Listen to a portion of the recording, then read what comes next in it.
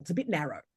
It's a bit surface level. And if we only cleared the AB problem, we may be missing out on the deeper, larger problem that is the worthiness of having everything you want. All right. So unless someone comes forward with, I am not good enough, or I am not worthy, or one of those kind of big, obvious ones, then we would simply ask, how is that a problem? And get to the XY problem, which means we've gone a layer deeper. So once we've got our XY problem, then we can start to work with it. So on page 73,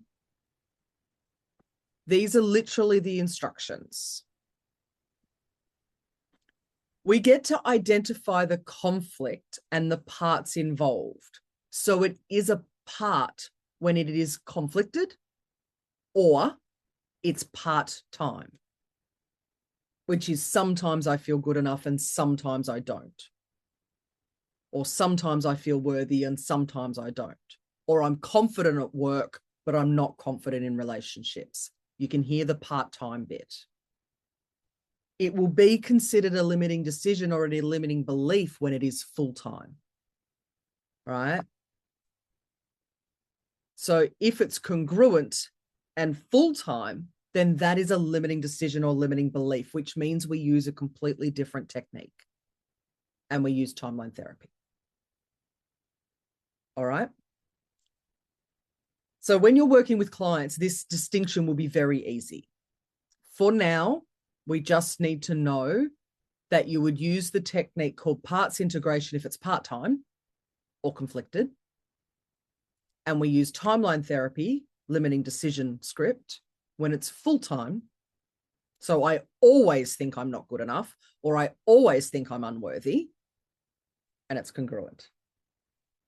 All right, so this is just the distinction of which technique gets used. Parts integration when it's part-time, timeline therapy when it's full-time. Okay. So here's the steps. And then I'm going to go through the script. All right, let me give you an overview first, and then we'll go through the script. Because of those of you who like highlighting and underlining, there's actually not much to say on 73, but it's very wordy. So we'll go through the script in a moment. Here's what's actually happening. We need to identify the conflict and the parts involved. All right, so we need to make sure we know what is the conflict. Is it sometimes I feel good enough and sometimes I don't? If it's I've got two houses and I don't know what to do with it, then of course we simply need to ask, how is that a problem? And find the deeper underneath that. All right, as per the audio, she ended up saying, well, sometimes I feel like I can have everything I want, sometimes I don't. And there's her conflict.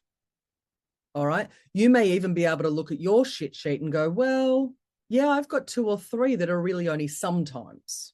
They're not all the time. Okay. And that's great to recognize, to go, okay, one of those can be a parts integration and the rest can be reserved for timeline therapy. Okay. So step 1 is identify the conflict and the parts involved. Then what we would do, now you saw the setup in the video when it comes to the arms. I'll explain that when we go to the script in a moment. Have the part which represents the unwanted state or behavior come out on the hand first. So we're going to talk to the problem, the unwanted state or behavior. Then we're going to make sure that the client has a VAK. So what does it look like? What does it sound like? What does it feel like? So whenever you see that VAK, it's the visual auditory kinesthetic. In the script, it makes it crystal clear. Who does this part look? Does it look, sound, feel like someone you know? So it's very clear in the script what to say for that step. Then step 4 would be elicit the opposite number or the flip side of the coin to come out on the other hand. Okay. Now the unconscious mind chooses which hand is what. We do not tell the client what to do. The unconscious mind does it for itself. I'll show that in a minute too. And then we make sure that the client has a VAK image for that one. So who does that one look like, sound like, and feel? Then we've got to separate intention from behavior. So in step 6, we need to help the client find the highest intention. So when we did hierarchy of ideas a couple of days ago and we were talking about chunking up, getting more vague, more ambiguous, more big picture, that is chunking up. The whole of the parts integration technique is chunking up. So we're simply going to ask, for what purpose, or what is the highest intention? And it's all in your book in the script. All right, so we're going to reframe each part so they realize that they actually have the same intention by chunking up. And you're going to ask, what is the intention or for what purpose? All right, so what happens is the client is able to chunk up out of the behavior, and along the way, they find learnings. So from a nervous system perspective, they are stuck in their conflict by a neurological boundary. And the neurological boundary is held in place by language. So as the client goes through this process, you may see them have a little bit of a stuck moment. And that means they've hit their boundary. It means that they need your help to help them get through it. Okay? And the only thing we need to do is keep chunking higher. That's it. So if they've got an unwanted behavior, we simply find the highest intention. For what purpose? For what purpose? For what purpose? For what purpose? It's a very easy technique. For what purpose? For what purpose? That's pretty much what you're going to say the whole time. All right. And as they say something, you're simply going to note down what the learnings are that they've given you. They may be safety. Safety for what purpose? Fun. Fun for what purpose? Joy. Joy for what purpose, right? All I do is as the client says something, I repeat what they've said and say, for what purpose? And I write that down. All right. So visually, you can see on the screen that we simply get an answer, we get a learnings, we get a learnings, we get a learnings, they chunk up, they chunk up.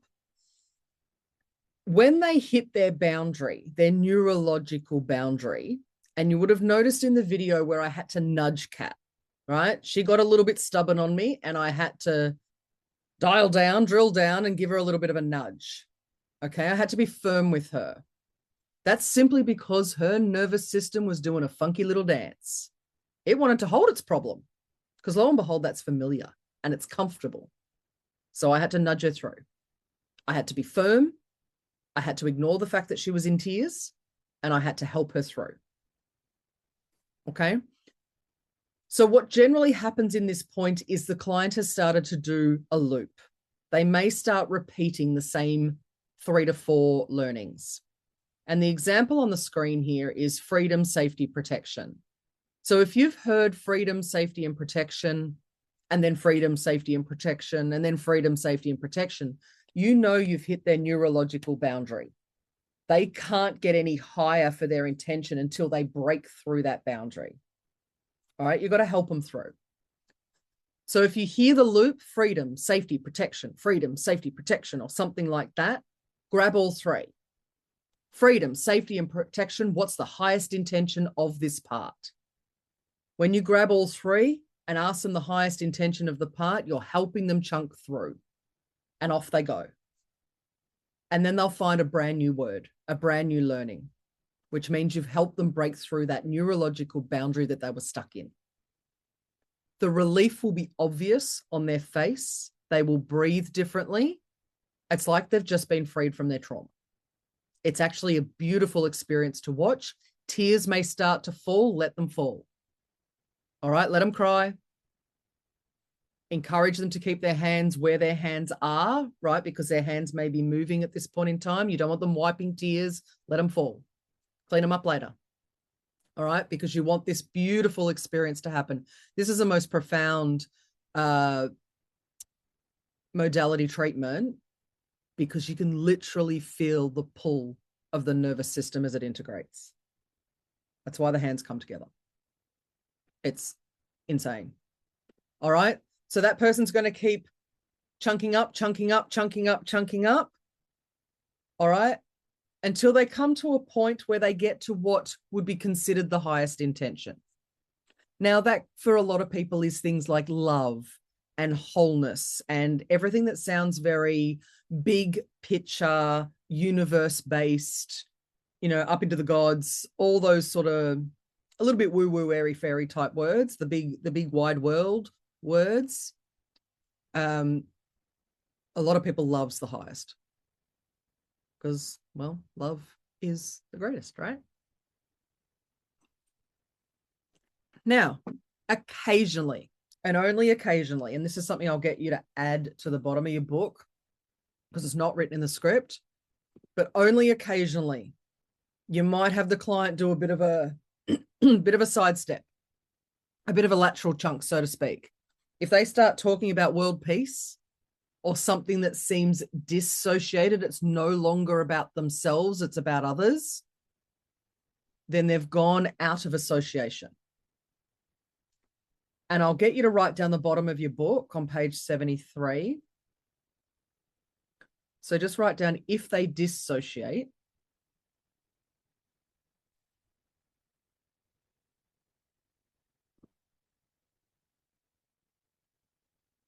If they dissociate, the question you would ask, and it's written on the screen now, what will that do for you? What will it make you feel?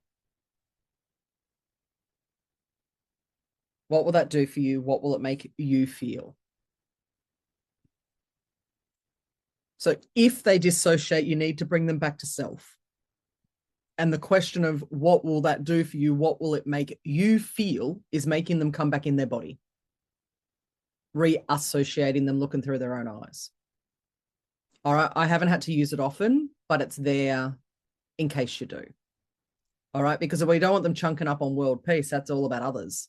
It needs to be about self. We're trying to integrate their nervous system inside themselves. We're not responsible for world peace in a singular person.